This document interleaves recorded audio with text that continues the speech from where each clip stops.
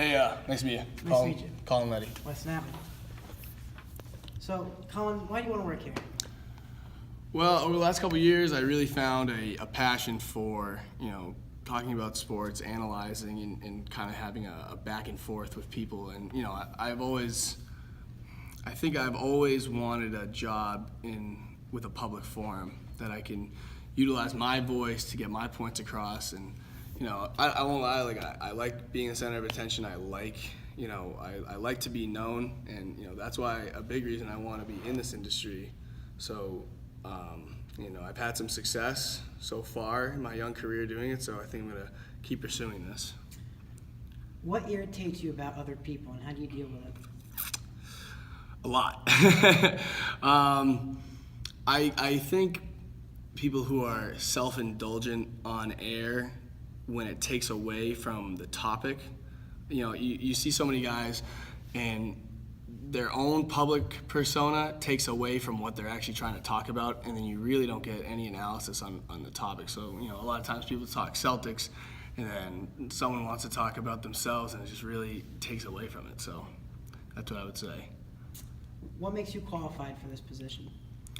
Well, I think I have as much experience as a college kid can have coming out of college. The last almost year I've been working with CLNS Media, podcasting, writing, doing live radio shows, taking callers. A lot of that was for post-game Celtics and doing news feeds. So I've really learned how to do a lot of things in this industry, especially on the technical side too. I've been able to help produce my own show and work a little bit behind the scenes, and it's something I've been getting more comfortable with over the last two plus years, when I really figured out this is what I wanted. I hosted a radio show for the school. I did athletic broadcasting, so I have a lot of experience on air, on mic. So I think it's just repetition really makes you more comfortable, and I think I'm at that place right now. Obviously, room to improve, but I think I'm on my way. Where do you see yourself in 5 years? Honestly, I love this company so much. I've been listening to it since I was 5, so this is a dream job in a sense. So in 5 years, I want to be here. In 10 years, I want to be here. So I don't want to put all my eggs in one basket, but sure, I'm not afraid to say that this would be a number one choice for me. Have you interviewed anywhere else then? Or? I've talked to a couple other radio stations. Not exactly the most perfect situations yet, but I think, obviously I want to keep my options open. I have a huge list of applicants. What separates you from them? Well, I think my experience that we just talked about. I think I have my ability to get guests on my show.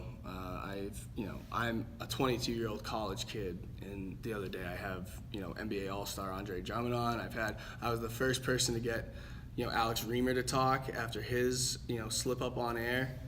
And so I think I have a really good ability I think people want to talk to me, and I think, I'm a pretty open person, so they seem comfortable doing shows with me, and I think that's really what separates me. And also, obviously I played football. I want to talk sports, so I think, my experience as a college football player gives me a little more in-depth analysis than most guys. Obviously, it wasn't an NFL, not like Christian Fourier, but I think it does put me a little bit ahead of the curve when, especially when athletes like talking to other former athletes. So I think that helps me as well. Do you have any ideas on how to improve the company? Well, I think the social media presence may not be what it could be. A lot of the times when things are posted on Instagram, things are tagged awkwardly, and captions are also as well. It kind of seems like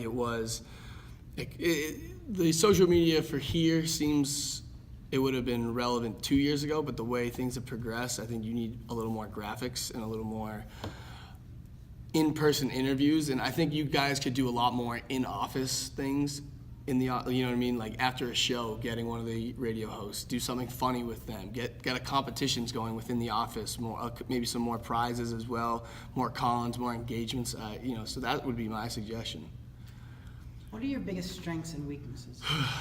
Well, strengths, I think I can hold a conversation. I think I can be entertaining, and I'm not afraid to I won't back down from really any situation, and keep my guns about me. And weaknesses, obviously, age in this industry is tough. Not every, it takes people maybe till they're 35 before they can get a solid footing in. And so maybe that right there, I won't know all the nuances of radio, the, nonverbal text that you read about. So I think that would be my biggest weakness. Just, I have experience for someone my age, but maybe someone a little bit older may have a little bit more, but I think I have a lot of potential. What's the most difficult decision you've made in the last 2 years, and how did you come to that decision?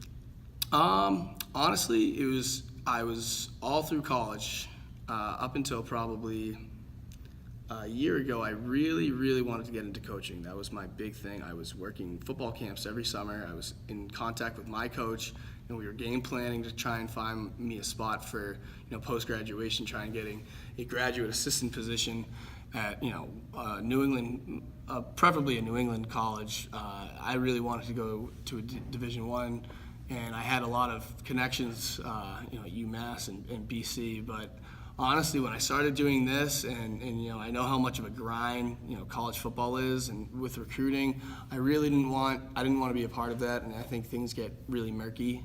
So I think that's when I think I would have rather been, in the booth instead of on the field. What is your proudest achievement? I like to think winning the MASCAC last year was my happiest moment.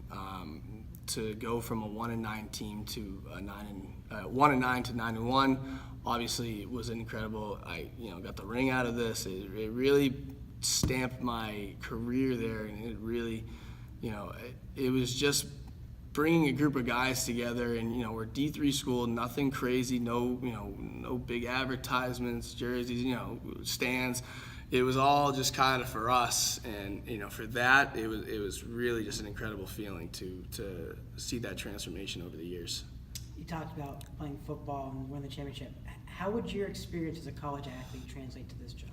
Well, like I said, competitiveness, obviously, I live for it. That's all I want to do is compete, and I want to be the best at everything. So when I put my mind to something, usually I do a pretty good job of it, I like to think. And, obviously it just gives me a little bit more of a background in sports, and I think you get a little more respect out of that, more credibility, that when you actually play a college sport, it really helps out your public career.